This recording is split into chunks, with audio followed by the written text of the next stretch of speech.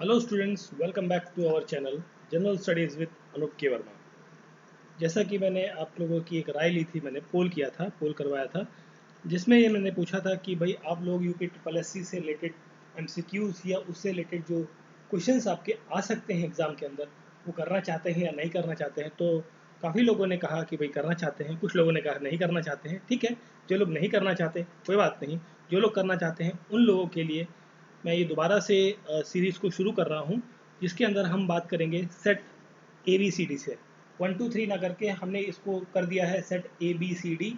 After that Z के बाद हम वापस से शुरू करेंगे ए बी। इस तरीके से जो सीरीज़ चलती रहेगी हमारी, ये कंटिन्यू रहेगी। और ये सभी जो भी सीरीज़ हमारी चलेगी है जीएस से रिलेटेड क्वेश्चंस की, इस ये आपकी जो आपका अभी नेक्स्ट अपकमिंग एग्ज़ाम होने वाला है, आईटीआई इंस्ट्रक्टर का एग्ज़ाम होगा जो 17 तारीख को होने वाला है, लेखपाल का जो एग्ज़ाम होगा, फॉरेस्ट गार्ड का जो अगस्त में एग्ज़ाम होगा, पेट एग्ज़ाम जो आपका सितंबर में होगा, और भी जो भी एग्ज़ाम्स कंडक्ट कराए जाएंगे यूपी ट्रिपल एससी के द्वारा, उन सभी के लिए ये बहुत ही महत्वपूर्ण क्वेश्चंस रहने वाले हैं।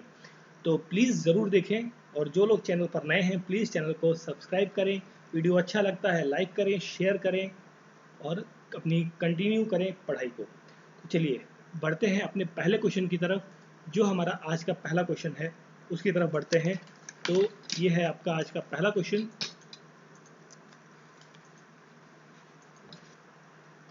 तो देखिए, सबसे पहला क्वेश्चन यहाँ पर आज पूछा गया है, school of paper technology, Uttar Pradesh से संबंधित क्वेश्चन है। बिकॉज हम यूपी ट्रिपल एससी को कर रहे हैं तो कुछ क्वेश्चंस को हम यहाँ पर फोकस करेंगे।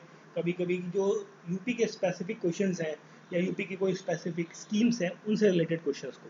ठीक है, तो देखिए यूपी के अंदर जो ये एक टेक्नोलॉजी का स्कूल है, basically school of paper technology in UP, ये किस डिस्ट्रिक्ट के अंदर सिचुएटेड है?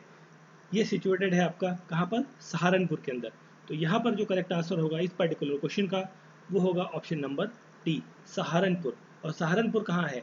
यूपी के जो हिमालय का जो फुटहिल वाला इलाका है, देखिए ये जो आपका हिमालयन रेंज है, इस तरीके से ये जो हिमालयन रेंज है, ठीक है, हिमालयन रेंज के फुटहिल एरियाज में यहाँ पर आपका सिचुएटेड है। देखिए ये इस तरीके से आपको देखने को मिलेगा। उत्तर प्रदेश ऑलमोस्ट यहाँ पर थोड़ा सा इस तरीके से थोड़ा सा एक रफली मैंने मैप बना दिया है उत्तर प्रदेश का। तो यहाँ पर जो फुटहिल एरिया है वहाँ पर आपको मिलता है सहारनपुर। ठीक है, देखिए जो डिस्ट्रिक्ट्स हैं यूपी के, उन डिस्ट्रिक्ट की लोकेशन आपको बिल्कुल अच्छे से पता होनी चाहिए, क्योंकि ज्योग्राफी में कई बार डिस्ट्रिक्ट से रिलेटेड या इस तरीके के ज्योग्राफिकल रिलेटेड क्वेश्चन पूछ लिए जाते हैं। ठीक है, तो स्कूल ऑफ पेपर टेक्नोलॉजी ये आपका सहारनपुर के अंदर स्थित है। नेक्स्ट क्वेश्चन है हमारा, सेंट्रल इंस्टीट्यूट ऑफ सब ट्रॉपिकल हॉर्टिकल्चर। देखिए सेंट्रल इंस्टीट्यूट ऑफ सब ट्रॉपिकल हॉर्टिकल्चर, ये सेंटर कहाँ पर है? उत्तर प्रदेश के अंदर। देखिए इसको एक और नाम से जाना जाता है, जब स्थापना हुई थी, इस्टेब्लिशमेंट करी गई थी इस ऑर्गेनाइजेशन की, तो ये था सेंट्रल मैंगो रिसर्च स्टेशन।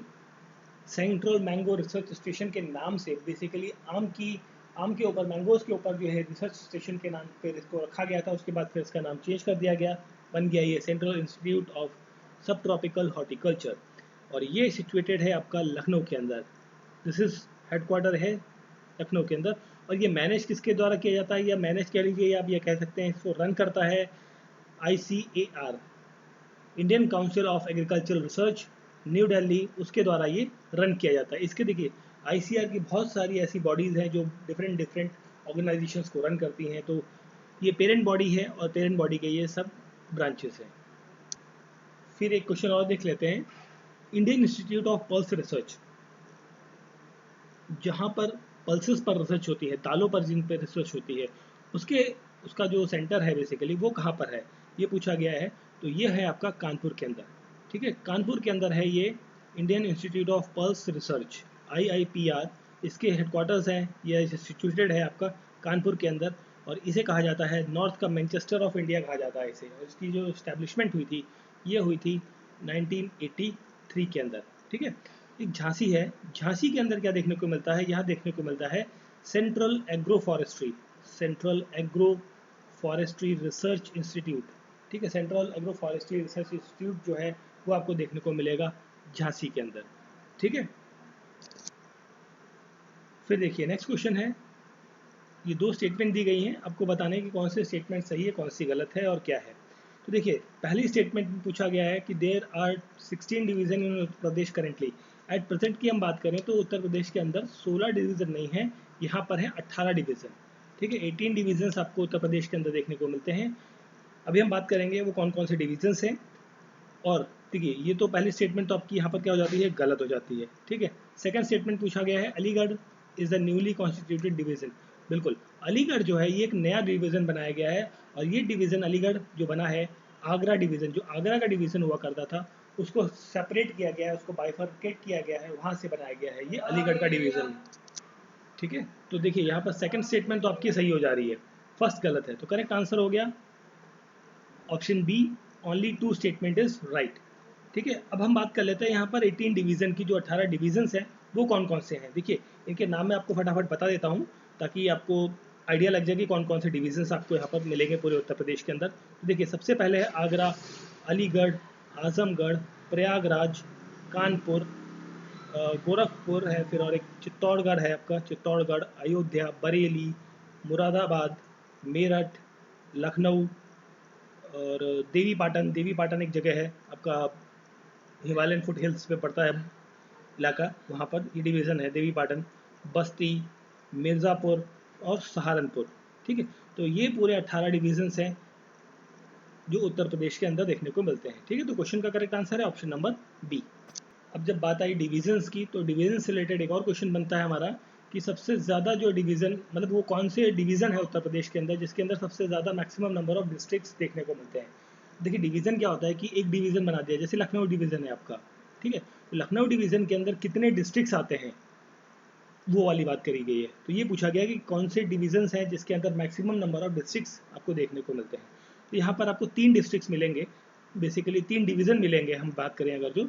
तो एक तो है कानपुर डिवीज़न, दूसरा है लखनऊ डिवीज़न जो यहाँ पर लिखा हुआ है, और तीसरा है हमारा मेरठ डिवीज़न। तो ये जो 3 डिवीज़न है, इन तीनों डिवीज़न के अंदर equal number of districts included है, लगभग 6 डिस्ट्रिक्ट्स जो हैं हर डिवीज़न के अंदर यहाँ पर देखने को मिलते हैं। तो यहाँ पर पूछा गया है कौन से हैं, तो यहाँ पर देखिए कानपुर और मेरठ, तो करेक्ट आंसर हो जाएगा ऑप्शन नंबर डी। ठीक है, option number D, both 1 and 2 या ए और B are the correct answer. फिर देखिए नेक्स्ट क्वेश्चन है, ये भी एक डिवीज़न से रिलेटेड क्वेश्चन है, मैच करना है आपको डिवीज़न को कि कौन सा डिस्ट्रिक्ट किस डिवीज़न के अंदर आता है।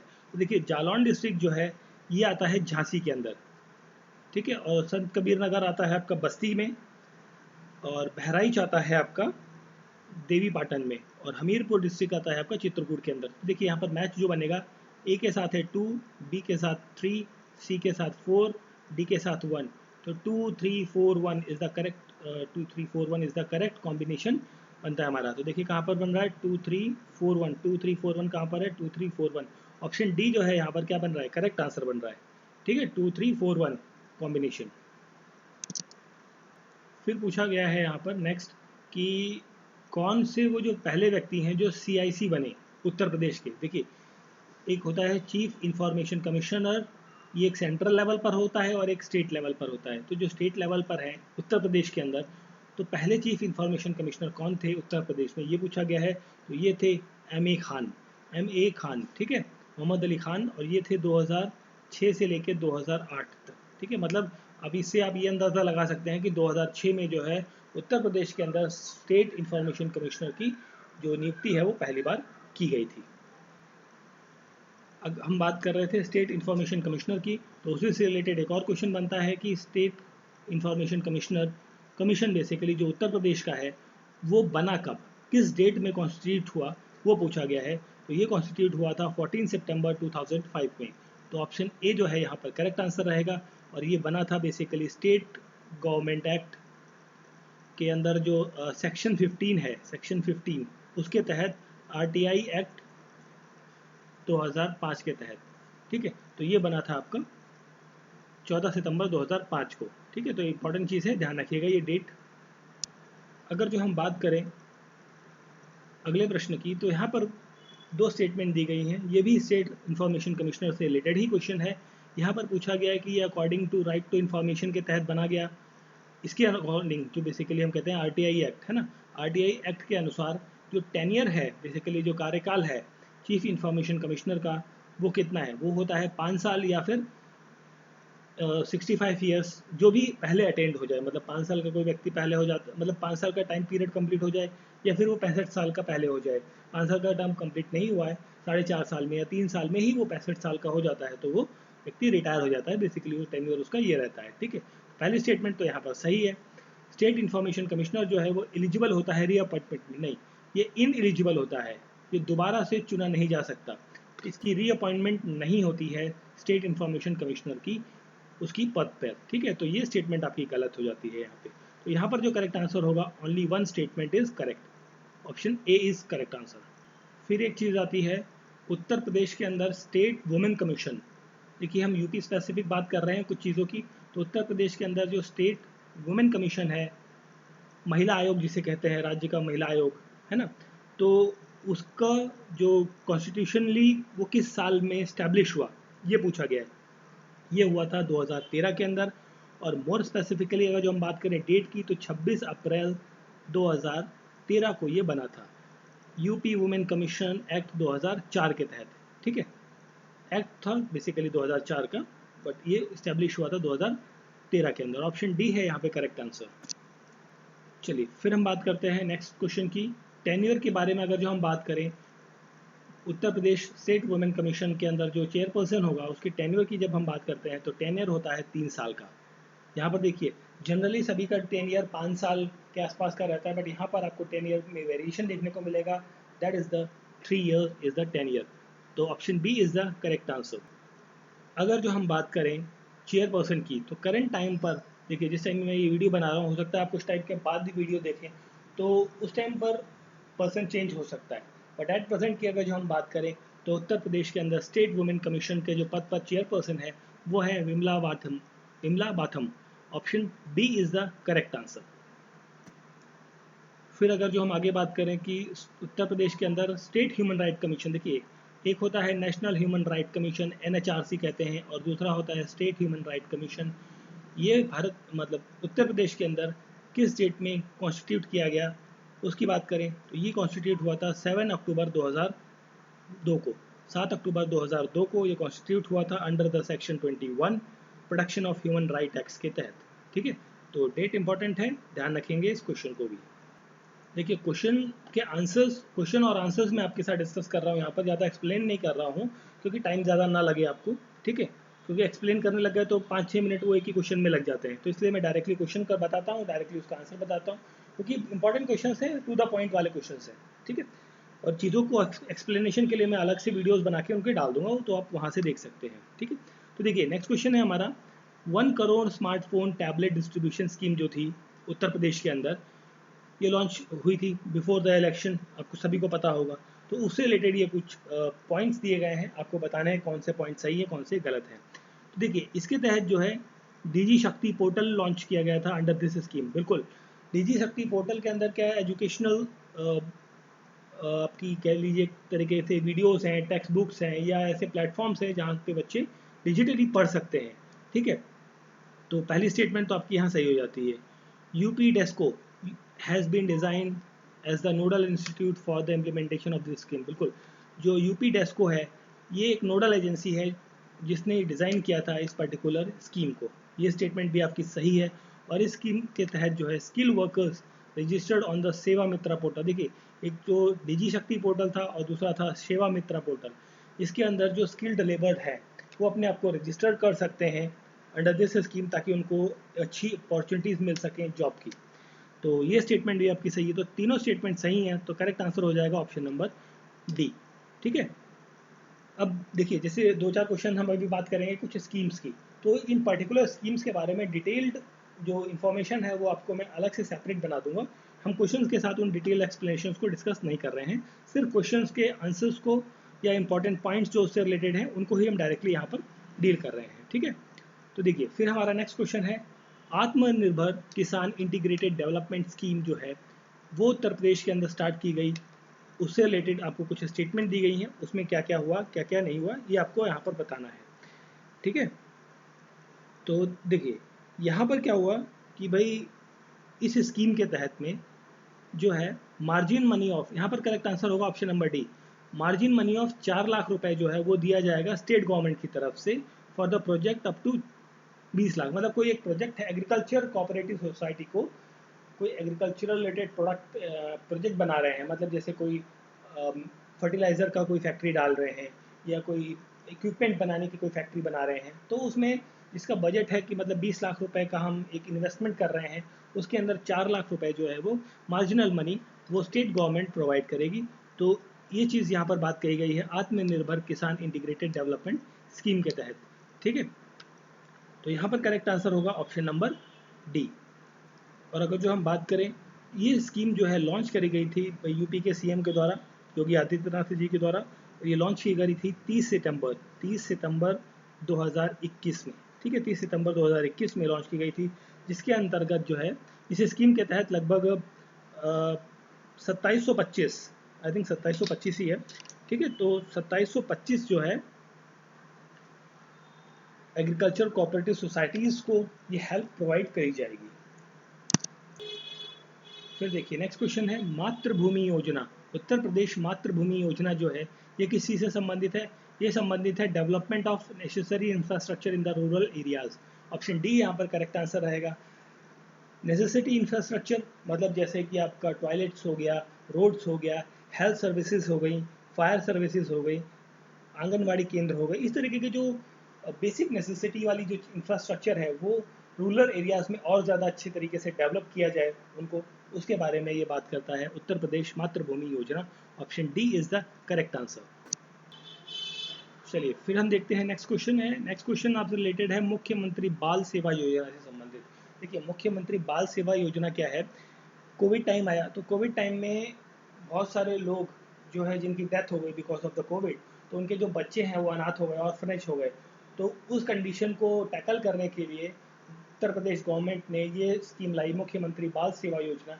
इसके तहत जो है फाइनेंशियल असिस्टेंट प्रोवाइड करी जाएगी उन बच्चों को जो बच्चों के पेरेंट्स जो है वो कोविड के दौरान उनके पेरेंट्स नहीं रहे इस दुनिया में, वो अकेले हो गए, उनकी हेल्प के लिए ये फाइनेंशियल असिस्टेंट दी जाएगी। ठीक है, तो यहाँ पर करेक्ट आंसर होगा under this financial assistant will be given to the children orphanage due to the कोविड-19।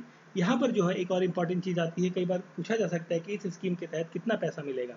तो यहाँ पर जो इनकी सहायता की जाएगी एक तरीके से, तो वो होगी 4000 रुपये per month. 4000 rupees per month जो है ये ऐसे बच्चों को दिया जाएगा ताकि वो अपना सर्वाइवल कर सके, या पढ़ रहे हैं तो वो एजुकेशन ले सकें। मतलब एक थोड़ी सी फाइनेंशियल असिस्टेंट यहाँ पर प्रोवाइड की जाएगी with the help of 4000 rupees per month.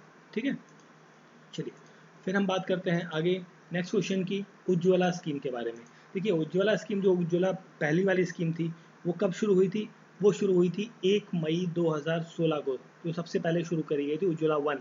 ठीक है, उसके बाद जब ये उज्ज्वला 2 की बात आई, उज्ज्वला 2 में यह पूछा गया है कि ये उज्ज्वला 2 के अंदर कौन सी स्टेटमेंट नहीं है, गलत है, रॉन्ग पूछा गया है, नॉट करेक्ट। देखिए स्टेटमेंट्स को पढ़ते हैं, देखते हैं कौन सी स्टेटमेंट यहाँ पर रॉन्ग है। Under this scheme 1 crore people families will get the free LPG connection. बिल्कुल, ये स्टेटमेंट तो आपकी बिल्कुल सही है। ठीक है, सेकंड स्टेटमेंट में पूछा गया है under this 2 LPG refill will be given free of the cost to the beneficiary for the first phase of Ujjwala की।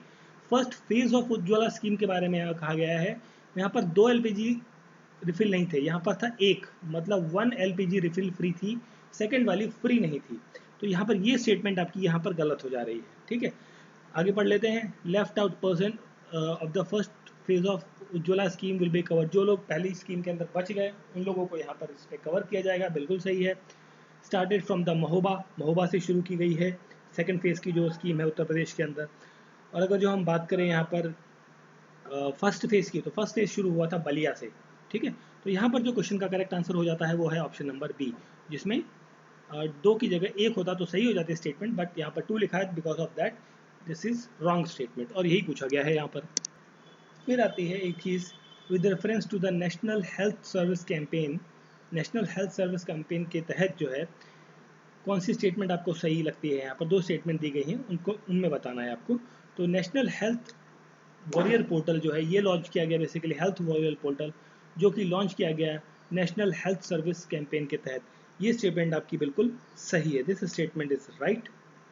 सेकेंड स्टेटमेंट में कहा गया है under this scheme the Uttar Pradesh health worker will be train. बिल्कुल, उत्तर प्रदेश के अंदर हेल्थ वर्कर्स को train किया जाएगा और इसके अंदर वॉलेंट्री 2 लाख वॉलंटियर्स को बेसिकली ट्रेंड किया जाएगा। ठीक है, तो ये स्टेटमेंट भी आपकी सही है। तो क्वेश्चन में दोनों स्टेटमेंट सही है, तो करेक्ट आंसर हो जाता है बोथ 1 एंड 2। ठीक है, both 1 and 2 statements are right. फिर देखिए नेक्स्ट क्वेश्चन है हमारा, चीफ मिनिस्टर कन्या सुमंगला योजना, थोड़ी पुरानी स्कीम है, काफ़ी पहले आ चुकी थी ये। तो इसके तहत जो है आपको 2 स्टेटमेंट 3 स्टेटमेंट दी गई हैं, आपको बताना है कौन सी स्टेटमेंट यहाँ सही है। तो देखिए इसके अंदर जो है बेनिफिट करता है to the 2 girl of a family, मतलब एक परिवार के अंदर जो है 2 लड़कियां हैं, मतलब 2 बच्चे हैं और दोनों ही लड़कियां हैं, उनको यहाँ पर बेनिफिट मिलेगा कन्या सुमंगला योजना के तहत। बिल्कुल ये स्टेटमेंट आपकी बिल्कुल सही है।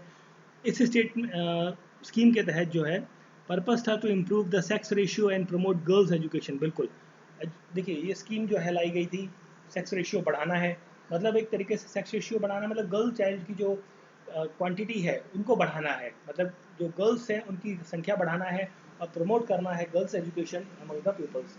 ठीक है, तो ये भी एक पॉइंट जो है यहाँ पर सही बनता है। ठीक है, ताकि देखिए एक्चुअली क्या होता है ना, बहुत सारे लोगों का अभी भी आज की डेट में भी माइंडसेट है कि भाई लड़का होगा तो ही हमारा वंश चलेगा या फैमिली ग्रो होगी, है ना। तो एक पुरानी माइंडसेट अभी भी बहुत सारे लोगों के दिमाग में चलती है। तो उस चीज़ को ख़त्म करने के लिए कि भाई बहुत सारे लोग क्या करते थे कि आज भी करते हैं, कई जगह केसेस देखने को मिलते हैं आज की डेट में भी कि बच्चा जो है अगर जो लड़की है तो उसको वो मरवा देते हैं या बाई बर्थ या मतलब पेट में ही उसको जो फेर्टिसाइड्स होता है उसको किल कर देते हैं। तो उस चीज़ों को ख़त्म करने के लिए, कम करने के लिए यहाँ पर बात करी गई है। ये इसका मेन उद्देश्य था बेसिकली कन्या सुमंगला योजना का। नेक्स्ट पॉइंट है third point, adopted girls are not included in this. देखिए इसके अंदर ये चीज़ नॉट लगा दी तो गलत कर दिया, अडॉप्टेड गर्ल्स भी यहाँ पर इंक्लूडेड है। मतलब आपके एक लड़की है आपकी भाई, मतलब जो होता है ना कि आप उसके ओरिजिनल पेरेंट्स हैं, ठीक है, आपने उसको जन्म दिया है, एक तो वो हो गया। सेकंड ये होगा कि आपने एक लड़की को, गर्ल चाइल्ड को अडॉप्ट कर लिया जो ऑर्फनेज है, अनाथ है, या कहीं से भी आपने अडॉप्ट कर लिया, तो आपकी कितनी हो गई लीगली, तो आपके पास 2 बच्चे हो गए और दोनों क्या है, गर्ल है। तो ये उन केसेस में भी वैलिड है ये स्कीम। ठीक है, तो यहाँ पर ये स्टेटमेंट आपकी गलत हो जा रही है क्योंकि यहाँ पर लगा दिया है नॉट, है ना। तो 1 और 2 सही है, तो करेक्ट आंसर हो जाता है option number A, 1 and 2 statement are right. ठीक है, तो ये था हमारा पर्टिकुलर वीडियो। सेट ए हमने बात करी है, यहाँ पर सेट ए में हमने 20 क्वेश्चंस को कवर किया है 20-22 मिनट में। हमने फटाफट क्वेश्चन देखे, आंसर किए हैं, ज़्यादा एक्सप्लेनेशन नहीं गए हम लोग, क्योंकि अभी मेरा टारगेट है कि हम जितने ज़्यादा क्वेश्चंस कर सकें उतना ज़्यादा अच्छा है आपके लिए। ठीक है, और बात रही बाकी जैसे ये स्कीम्स है, तो इन स्कीम्स को, स्पेशली यूपी की स्कीम्स को मैं एक अलग सेपरेट वीडियोस में बना के आपको दे दूंगा, ताकि आप वहाँ पर उनकी पूरी डिटेल भी देख सकें, ताकि आपका वो टॉपिक भी अच्छे से कवर हो जाए। वीडियो अच्छा लगा है तो शेयर करें, लाइक करें एंड सब्सक्राइब द चैनल। मिलते हैं नेक्स्ट वीडियो में। Thank you for watching.